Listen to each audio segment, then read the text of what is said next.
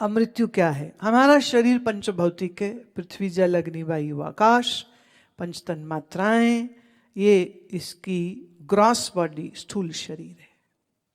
जब ये स्थूल शरीर जिसकी फंक्शनिंग प्राणों से हो रही है, वह प्राण और शरीर दोनों अलग हो जाते हैं, तो ये शरीर की मृत्यु है। अब क्या है? विघटन शुरू हो गया है, अब डिसइंटीग्रेशन शुरू हो गया है। कोई जलाएगा, बहुत अच्छी और जरूरी अच्छी बात यह है कि जलाना ही चाहिए।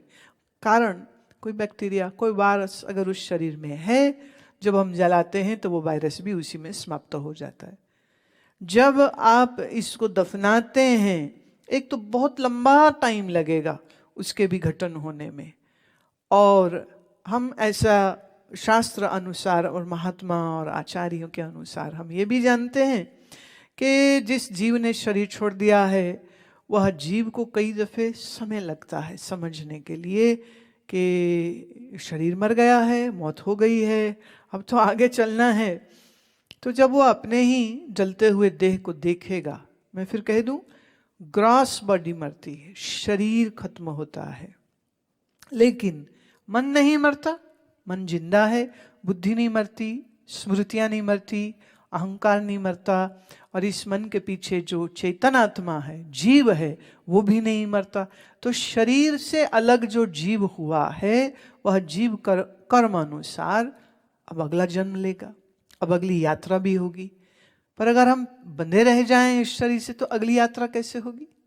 इसलिए भारत में, हिंदुओं में, सनातनियों में शरीर को जलाने का क्रम है, दफनाने का बिल्कुल नहीं है। क्योंकि कर्म अनुसार, और जब तक आपका अज्ञान निवृत्त नहीं हुआ है, जन्म तो होते रहेंगे। हमारे मानने न मानने से ये बात खत्म नहीं हो जाएगी। भारत के ऋषियों ने, आचार्यों ने अपने अनुभव से, गप से नहीं, गप मार के नहीं, अनुभव से प्रयोग करके अपने अनुभवों को लिखित रूप से हम तक दिया है। हजारों सालों के हमारे जो पुराण हैं, हमारे ग्रंथ हैं, उपनिषद हैं, वो हमें प्रमाण दे करके वो अपने अनुभव से बताते हैं कि कई जन्म हो चुके हैं और कई जन्म होते रहेंगे, जब तक हम ये न जान लें कि हम कौन हैं, अज्ञान की निवृत्ति नहीं कर लें। मन ये जो संसार को सच मान के संसार में भाग रहा है, इसकी दौड़ खत्म जब तक ना कर लेंगे, तब तक जन्म होगा, होगा और होगा। आप कहें नहीं, हम नहीं मानते, भाई साहब मत मानिए, धरती का गुरुत्वाकर्षण आंख से दिखता नहीं, तो क्या ग्रेविटी आपके ऊपर काम नहीं करेगी क्योंकि आप मानते नहीं हैं? ग्रेविटी तो काम करेगी, डजंट मैटर्स। जिस ऋषि ने ये कहा, और बहुत से ग्रंथों ने कहा कि अनेक जन्म हुए हैं, अनेक जन्म होते रहेंगे, उन्होंने कोई गप नहीं मारी, उन्होंने अपने अनुभव की बात की। और ऐसी प्रक्रियाएं मौजूद हैं, there is methodology if you want to follow, जिससे आप अपना पिछला जान भी सकते हैं। मुश्किल होगा, उतनी मेहनत मालूम नहीं ना, लोग करना नहीं चाहते। तो कई बार हम ही से कहते, जी आप तो सब जानते हो, आप बता दो हम क्या थे। भाई अपनी रोटी आप खानी पड़ती, आपकी रोटी कोई और नहीं खा सकता। ऐसे आपका जन्म क्या हुआ क्या नहीं हुआ, ये आपको खोज करनी होगी, वो मैं नहीं कर सकती हूँ। लेकिन सत्य यही है, मृत्यु माने विघटन, भूतों का विघटन। शरीर जिन भूतों से बना है उनका बिखर जाना, उनका टूट जाना, इसी को हम मृत्यु कहते हैं। जो चीज बनी है सो चीज टूटती है। भगवान गीता में कहते हैं, अंतवंता इमे देहा नित्यस्योक्तः शरीरिणः अनाशिनो अप्रमेयस्य तस्माद्युध्यस्व भारत। जो अविनाशी है इस शरीर में, उसको कोई जाने नहीं अगर,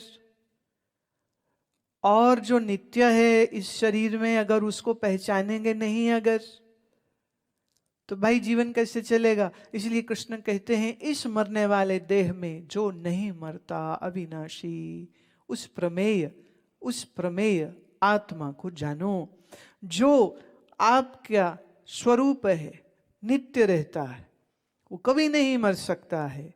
उस नित्य रहने वाले इसी शरीर के अंदर, अब शरीर का तो हो जाएगा अंत, पर जो शरीर ही है उसका अंत नहीं होगा।